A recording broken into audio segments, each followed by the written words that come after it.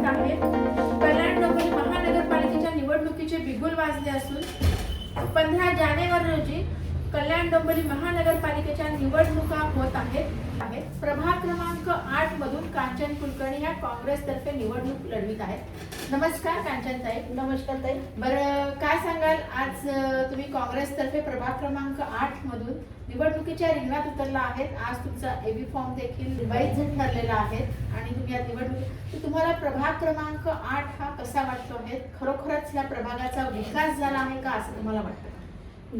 नमस्कार ताई. मी सर्वप्रथम सांगू इच्छिते की पुन्हा एकदा काँग्रेस पक्षाने जो विश्वास माझ्यावर दाखवला आणि पुन्हा मला एकदा पक्षातर्फे निवडणूक लढण्याची संधी दिली, त्यासाठी मी पक्षाचे सर्व पक्षश्रेष्ठींची, खास करून आमच्या ऑल इंडियाच्या अध्यक्षा अलका लांबाजी, प्रदेश अध्यक्ष संध्याताई आणि त्याचबरोबर आमचे प्रेरणास्थान संजयजी दत्त यांची खूप आभारी आहे की त्यांनी माझ्यावर पुन्हा एकदा विश्वास दाखवला. त्या विश्वासाला अजिबात तडा जाऊ देणार नाही मी आणि खूप ताकदीशीर इलेक्शन लढण्यासाठी मी तयार आहे. आजच माझा फॉर्म वैध झाला आहे आणि जो प्रेम मी गेले महिनाभर या पॅनल क्रमांक 8 मध्ये फिरतीये, इतका भरभरून लोकांचा प्रतिसाद आणि प्रेम जो मला मिळत आहे त्यासाठी मी लोकांची खूप आभारी आहे. पॅनल क्रमांक 8 हा माझा घर झालेला आहे. ज्या पण गलीतून जाते असं वाटतं आई ताई म्हणून हाक येते आणि असं वाटतं की मी माहेरातच फिरतीये. बरं, तरी तुम्हाला वाटतं का की प्रभाग क्रमांक 8चा हवा तेवढा विकास झाला आहे? विकासाच्या मुद्द्यावर बोलायला गेलं तर मी खूप खंत आहे मला की इथे महानगरपालिका पासून सगळ्यात जवळचा क्षेत्र असलेला माझा जो प्रभाग आहे तो प्रत्येक गोष्टीपासून अजूनही वंचित आहे. त्यासाठी मला खूप दुःख आहे. पण नक्कीच येणाऱ्या काळात आम्ही जर मला इथल्या लोकांनी त्यांची सेवा करण्याची संधी दिली तर ते इथलं वातावरण म्हणजे इथलं जे पण व्हायला पाहिजे तसं बदलण्याचं खूप सारे रूपात मी प्रयत्न करते. आणि प्रभाग क्रमांक 8 म्हटलं की त्याच्यामध्ये बऱ्याचशा आपल्याला समस्या जाणून येतात. मेन म्हणजे कचऱ्याची समस्या फार मोठ्या प्रमाणात आहे. यासाठी तर मी प्रशासनाला जबाबदार मानेन. गेले बघा 5 वर्ष प्रशासनाच्या हातात असताना सुद्धा अजूनपर्यंत प्रशासनाने या विषयावर काही म्हणजे घंटागाडी येते, इथे कमिशनर बसून आवाहन करतात की आम्हाला कचऱ्याची कुंडी मुक्त शहर करायचं आहे आणि रस्त्यावर कचरे टाकायचे का लोकांनी. तुमची घंटागाडी इथे लोकांची इथे कंप्लेंट्स आहेत बऱ्याच ठिकाणच्या लोकांनी 8 नंबर प्रभागात की इथे आमच्याकडे गाडीच येत नाही 4-4, 8-8 दिवस. मग लोक कचरा टाकतील कुठे? इव्हन गटारी देखील बंदिस्त नाही आहेत. गटारी उघड्या आहेत, त्याच्यामुळे रोगराईचा देखील मोठ्या गेले ताई 10 वर्ष जर गटारीचं कामच होणार नाही तर मग ते पॅकच राहतील ना. कुठली पण गोष्ट त्याच्यात तुम्ही काही टाकत राहणार मग ते चॉकअप होणारच. ते चॉकअप झाले.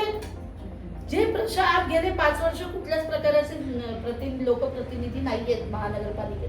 ती जबाबदारी पूर्णपणे प्रशासनाची आहे. प्रशासन किती आपली जबाबदारी हाताळत आहे? प्रशासन फक्त तिथे बसून ऑर्डरही सोडतोय, पण ऍक्च्युअल जे मूलभूत कामं झाली पाहिजे ग्राउंडवर ती होत नाहीये. आता तुम्ही बऱ्याच वर्षापासून एक सामाजिक व राजकीय क्षेत्रामध्ये आहे, तर तुमची एक सामाजिक व राजकीय वाटचाल कशी? कारण तुम्ही एक फार जुन्या नाते आहात. गेले 15 वर्ष मी काँग्रेस पक्षाचं काम करीत आहे. 15 वर्ष काँग्रेस पक्षाचं काम करीत आहे. युथ काँग्रेसमध्ये मी पदाधिकारी होते पक्षाचे, इलेक्टेड पदाधिकारी झाले. मग नंतर गेले 10 वर्ष मी महिला काँग्रेसचे अध्यक्ष आहे.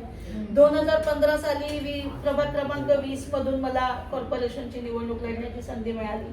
पुन्हा मला 2019ला आपलं ह्याची विधानसभा लढण्याची संधी मिळाली पक्षातर्फे. पक्षाने भरभरून प्रेम दिला मला. गेले 2019च्या शेवटपासून आतापर्यंत मी इथे काम करीत आहे. माझे परिचित आहेत गफार शेख म्हणून, भाऊ बहीण मानतात मला लहान ते. त्यावेळेस एक मुवमेंट पूर्ण देशात सुरू होतं शाहीनबाग म्हणून. त्या शाहीनबागचा एक पार्ट आपल्या कल्याणला सुद्धा KDMC ग्राउंड आहे गोविंदवाडी, तिथे सुरू होतं. तर तिथे काही अडचणी आल्या तर तिथल्या महिलांनी मला फोन केला. गफार भाईच्या मार्फत त्यांनी मला संपर्क केला की आम्हाला एक रॅली काढायची आहे पण आम्हाला पोलीस परवानगीच मिळत नाही. तर ती परवानगीसाठी मला देवानी निवडलं की मी ते काही एक चांगल्या कामात माझा एक हातभार लागावा म्हणून मी गेले आणि ती परवानगी मिळाली. असं झालं ते. मग ती रॅली आम्ही खूप चांगली काढली. म्हणजे तो मोमेंटच पूर्ण देवाने माझ्या हातून करून घ्यायचं ठरवलं होतं, तर ते आम्ही सगळ्यांनी मिळून इतकं सुंदर ते राबवलं आणि खूप छान. लॉकडाऊन लागल्यामुळे आम्हाला शेवटच्या दिवशी सुद्धा आम्ही 3 माणसं तिथे बसलो होतो, डॉक्टर रमेश फालके, मी आणि गफार. तिथे काय झालं, तिथे पोलीस येऊन आम्हाला म्हणजे असे आले जसे की आम्ही आतंकवादी आहोत, जेव्हा की आम्ही लोकशाही पद्धतीने जे संविधानाने आम्हाला हक्क दिलाय त्या पद्धतीने एक आंदोलन करतो. तेव्हापासून ते आत्तापर्यंत या प्रभागात विविध प्रकारे जेव्हा पण माझी गरज इथल्या लोकांना भासली तेव्हा मी उपस्थित राहिले. त्यांनीही मलाच निवडलं बहीण म्हणून. त्यांनाही वाटलं की ताई आपली मदत करू शकते, कांचन आपली मदत करू शकते. तर त्यांनी जेव्हा जेव्हा मला हाक मारली त्यांच्या हाकेला उभं राहण्याचं काम मी करत आले. आणि आज त्याचंच प्रेम ते लोक मला इतका चांगला प्रतिसाद देत आहेत. मी असं म्हणजे भारावून येईन, मी इतकं प्रेम देत आहेत मला इथले लोक. म्हणजे खरोखरच तुम्ही तुमच्या कार्यकालामध्ये काय काय चांगले क्षण आले ते सांगितलेत. पण ह्या चांगल्या क्षणाबरोबर काही वाईट अनुभव पण म्हणजे मी येतात फोकस करून प्रभाग क्रमांक 8चं म्हणून बोलले, कारण की मी इथे निवडणूक लढते.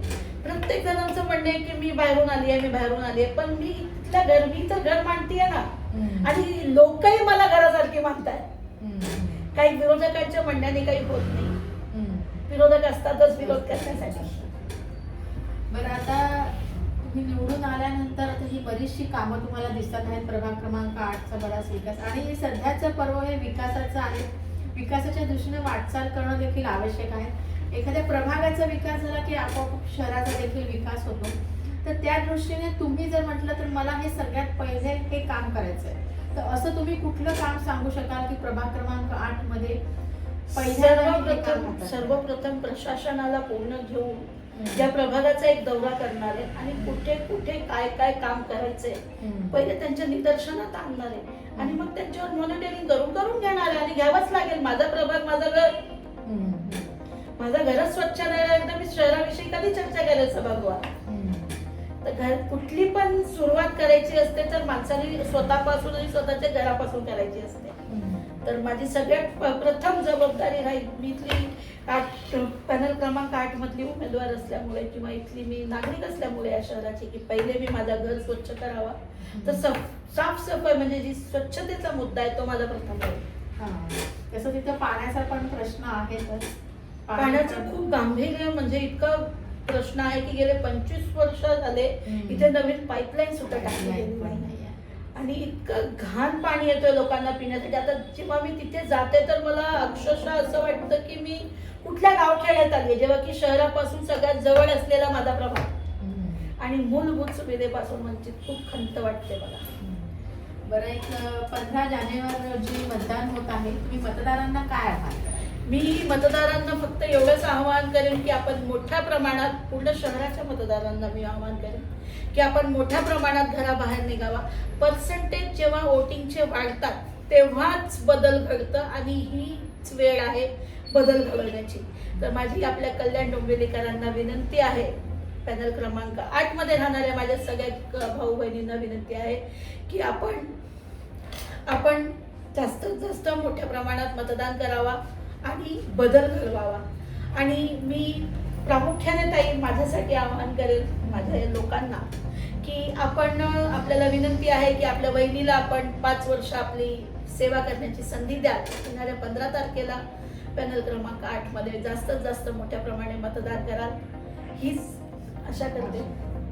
आपण आताच कांचनताईंना भेटलो. प्रभाग क्रमांक 8 मधून कांचन कुलकर्णी ह्या काँग्रेसतर्फे निवडणूक लढवित आहेत आणि प्रभाग क्रमांक 8चा बऱ्याचशा समस्यांना आज इथले नागरिक त्रस्त आहेत. बऱ्याचशा समस्या त्यांना भेडसावत आहेत आणि कांचनताई ह्या जुन्या जाणत्या आहेत.